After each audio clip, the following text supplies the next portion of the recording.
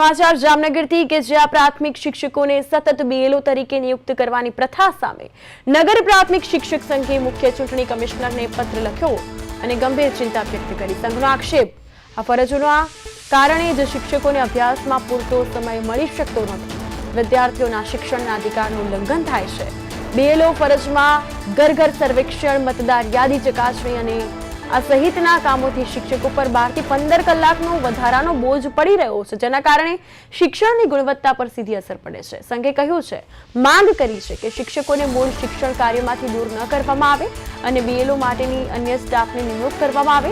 આ મુદ્દે જરૂર પડે તો કાયદાકીય લડત કરવા પણ સંઘ તૈયાર હોવાનું જણાવાયું છે।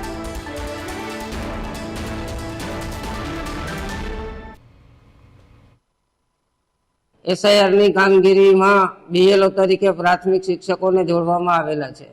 જ્યારે રાઇટ ટુ એજ્યુકેશન એક્ટ બંધારણની કલમ 21 અને રાઇટ ટુ એજ્યુકેશન એક્ટની કલમ 27 મુજબ શિક્ષણ એ બાળકનો અધિકાર છે।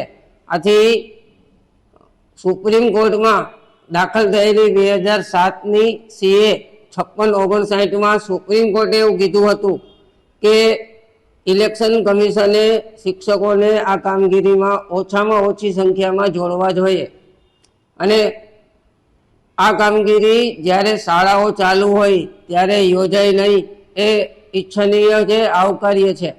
આમ છતાં હાલ રાજ્યની અંદર બીએલઓની કામગીરી ચાલુ છે।